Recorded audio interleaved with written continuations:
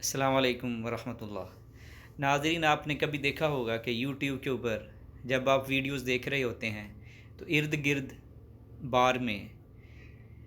ऐसी ऐसी वीडियोस आपको मिलेंगी कि जिनके टाइटल और जिनका मवाद देख के अल अमीन वल हफ़ीज़ आप कानों को हाथ लगाते हैं और आपको समझ नहीं आती कि इसका बंदा करे क्या।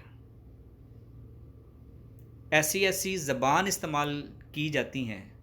और मसलकी तफरीक को इंतहा दर्जे तक पहुंचा दिया गया है,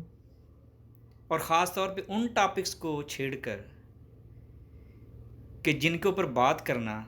मैं नहीं समझता कि कोई भी जी शऊर आदमी जिसके पास थोड़ी सी भी अकल है वो उन टॉपिक्स के ऊपर जो है वो डिस्कस करेगा, क्योंकि वो ऐसे टॉपिक्स हैं कि उसके ऊपर आपकी अकल नहीं पहुंच सकती, आपके पास इतना मवाद नहीं है, आपके पास वो शवाहद नहीं है कि जिसके मुतल्लक जो है वो आप बात करें, क्योंकि वो इतने हसास हैं कि कहीं एक तरफ भी आपने कुछ गलत बात कर दी तो वो डेंजरस है। और ख़ास तौर पे नफूस मुतहरात के ऊपर इस तरह का तबर्रा किया जाता है या इस तरह की उनके मुतल्लक फ़तवे और उनके मुतल्लक व्यूज़ बताए जाते हैं कि अस्तग़फिरुल्लाहल अज़ीम,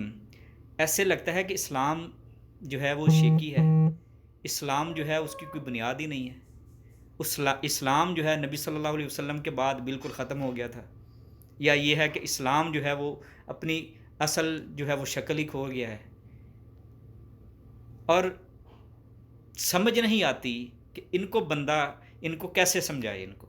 कि क्या ये इस्लाम की तबलीग हो रही है। ये इस्लाम की तबलीग है कि जहाँ आप एक दूसरे को गालियाँ निकाल रहे हैं, फतवे दिए जा रहे हैं और फिर ऐसी ऐसी अहादीस को अल्फाज को बयान करके कि वो उस वक़्त हो गए, वो जैसे भी हालात थे, जैसे भी उनके दरमियान कोई मिसअंडरस्टैंडिंग थी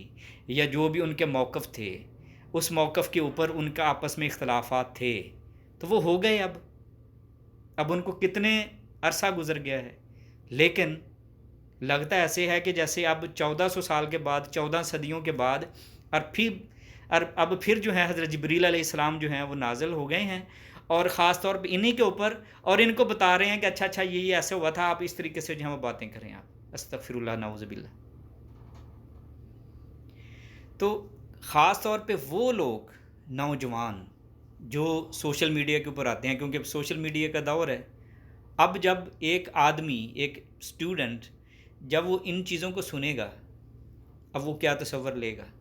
उसको तो इतना उसके पास टाइम नहीं है कि वो कुरान पाक का तर्जुमा पढ़े। हम एमएससी कर लेते हैं, बीए कर लेते हैं, लेकिन कभी भी हमने ये सोचा नहीं कि क्या हमें कुरान पाक का तर्जुमा पढ़ना चाहिए, क्या हमें अरबी जो है वो सीखनी चाहिए, क्योंकि अरेबिक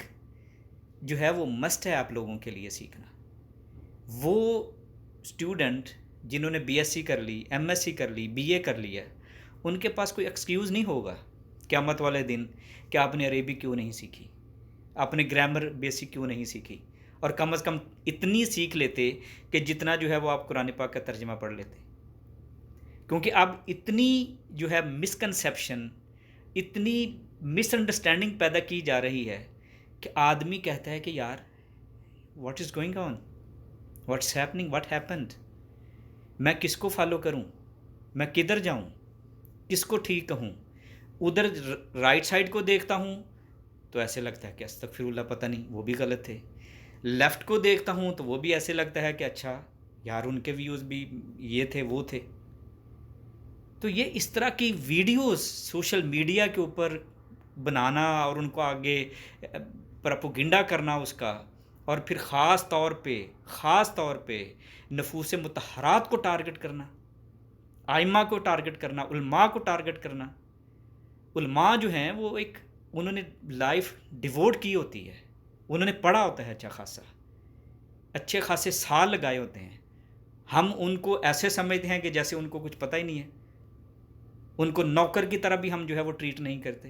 तो प्लीज़ खुदा रहा स्टॉप कीजिए ये बातें और लोगों के अंदर मज़ीद तफरीक ना करें, और स्टॉप कीजिए ये सारी चीज़ें।